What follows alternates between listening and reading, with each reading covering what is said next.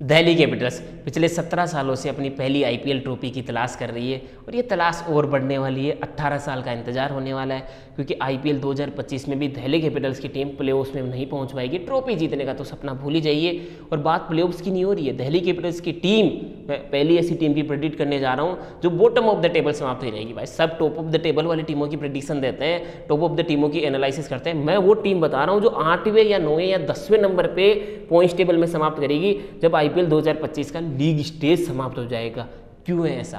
क्योंकि अगर दिल्ली कैपिटल्स को उस रेस से बाहर निकलना है, बॉटम ऑफ द टेबल की रेस से बाहर आके प्लेऑफ्स की रेस में जाना है, तो उसके तो 3 मुख्य कारण हो सकते हैं। सबसे पहला, जो इनके पास स्पिन जोड़ी है ना, अक्षर पटेल और कुलदीप यादव की स्पिन जोड़ी है ना, उस पर दिल्ली कैपिटल्स की टीम हाईली डिपेंडेंट रहने वाली है।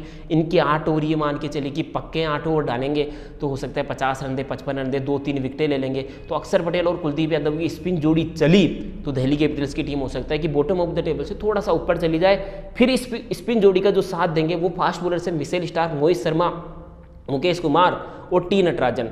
अब मिचेल स्टार्क तो बुरी तरीके से पड़ता है आईपीएल में। हाँ, बड़े मैचेज आते हैं, जब प्लेऑफ्स के मैचेज आते हैं, क्वालिफायर मैचेज आते हैं या फाइनल मैचेज आते हैं, उस दिन तो वो धाड़ते हैं और ऊपर से 2-3 आउट कर देते हैं। पर आपकी टीम प्लेऑफ्स तक पहुंचनी भी चाहिए ना। केकेआर के लिए खेले मिचेल स्टार्क साल 2024 में।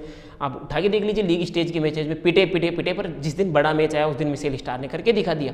और मिचेल स्टार्क के पास वो क्वालिटी है, बड़े दिन वो कर देते हैं। पर बड़े दिन आप पहुंचोगे तभी तो वो कर पाएंगे ना। तो मिचेल स्टार्क तो लीग स्टेज में पिटने वाला है, ये मान के चलिए आप। उनके साथ जो गेंदबाज, मोहित शर्मा, मुकेश कुमार, टी नटराजन, इन्होंने अगर अक्षर पटेल, कुलदीप यादव का साथ दिया तो अगर इनकी एक बल्लेबाजी, क्योंकि बल्लेबाजी कमजोर है, आने वाला हूँ क्यों नहीं जा सकती दिल्ली कैपिटल्स की टीम प्लेऑफ्स में, तो इनके अगर 160-70 रन भी बनाती है ना, तो अक्षर पटेल, कुलदीप यादव का, मुकेश कुमार, टी नटराजन, मोहित शर्मा साथ दे देंगे तो 160-70 रन भी ये टीम डिफेंड कर सकती है क्योंकि इनके पास आउट क्लास है, आउटस्टैंडिंग गेंदबाजी लाइनअप है। अब आ जाते क्यों नहीं पहुंच सकती प्लेऑफ्स में, क्यों बॉटम ऑफ द टेबल समाप्त करेगी।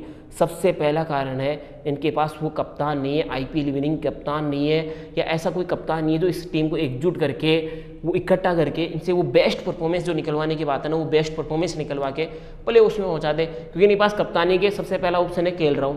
अब KL Rahul Lucknow super giants से आ चुके हैं या दिल्ली कैपिटल्स में। केएल राहुल भाई साहब पिछले 6 सालों से, पहले पंजाब किंग्स से, फिर लखनऊ सुपर जायंट्स की कप्तानी करी, 2 बार टीम प्लेऑफ्स में गई है।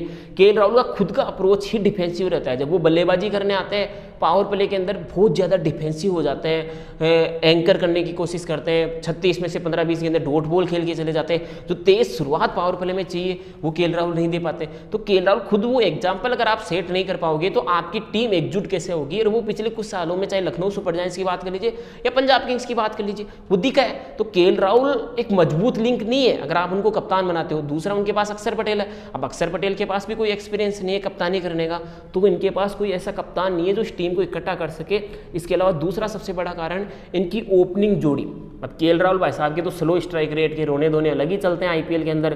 केएल राहुल भाई साहब 70 रन बनाते हैं तो टीम हार जाती है। अब उनके साथ ओपन करेंगे जेक फ्रेजर मैकरबर्ग, जो साल 2024 आईपीएल में तो तहलका मचाया, 238 की स्ट्राइक रेट मेंटेन रखी, आते गेंदबाजों की धुनाई करना चालू कर दी। पर जैसे साल 2024 समाप्त होता है, ऑस्ट्रेलिया से T20 क्रिकेट में मौका मिलता है, around the leagues, big bash league, major league cricket जो यूएसए में होती है, उन लीग्स में खेलते हैं, पूरी तरीके से फ्लॉप होते हैं।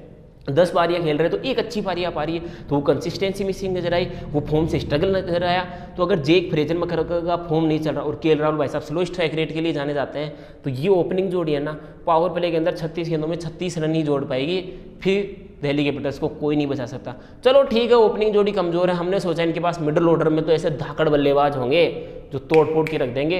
इनको फेफ डु प्लेसिस को मुझे लगता है कि कैसे ना कैसे करके प्लेइंग 11 में सेटल करना होगा, क्योंकि उस बल्लेबाज का एक्सपीरियंस काम में आ सकता है। अब मिडिल ऑर्डर भी इनका वीक नजर आ रहा है। मिडिल ऑर्डर में कौन है? अभिषेक पोरेल, आशुतोष शर्मा, समीर रिजवी, हैरी ब्रूक और ट्रिस्टेन स्टब्स। अब ट्रिस्टेन स्टब्स को अलग हटा दीजिए, वो फिनिशर की भूमिका निभाएंगे और वो बखूबी निभाएंगे क्योंकि वो काम उन्होंने आईपीएल 2024 में भी किया और पिछले 1 साल में साउथ अफ्रीका के लिए भी कर रहे हैं। तो ट्रिस्टेन स्टब्स तो भरोसा देते हैं बल्लेबाजी के अंदर, नो फिकर।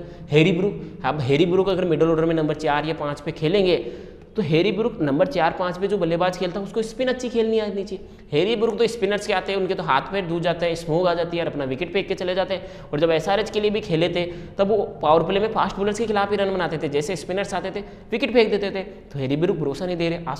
आशुतोष शर्मा क्या कंसिस्टेंसी से वो 60-70 रन बना सकते हैं, क्योंकि नंबर 3 और 4 पे ऐसा खिलाड़ी चाहिए जो कभी पावर प्ले में 2 विकेट जल्दी गिर गए तो 60-70 रन की पारी खेलने की क्षमता रखे। समीर रिजवी, आशुतोष शर्मा, ये वो खिलाड़ी है जो 10 में 25 बना देंगे, 10 में 20 बना देंगे, पर इनके पास अभी तक वो एबिलिटी नजर नहीं आई है जिसे 60-70 या 80 रन बना सकते हैं, पारी को संभाल के एक लंबी पारी बुन के टीम को 180, 190 या 200 तक पहुंचा सकते हैं। अब ये जो बल्लेबाजी क्रम नजर आ रहा है ना, ये जो पुअर या वीक मिडल ऑर्डर नजर आ रहा है ना, ये भी एक कारण बनेगा जिसकी वजह से दिल्ली कैपिटल्स की टीम हो सकता है कि प्लेऑफ्स के लिए क्वालिफाई नहीं करे।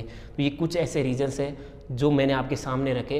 लोग तो बताते हैं कि बॉटम ऑफ द टेबल वाली टीम नहीं बताते, टॉप ऑफ द टेबल वाली टीम बताते हैं। मैंने बॉटम ऑफ द टेबल वाली टीम बताई है। अगर आप मेरे इन पॉइंट से एग्री हो तो कमेंट बॉक्स में कमेंट करके जरूर बताएं।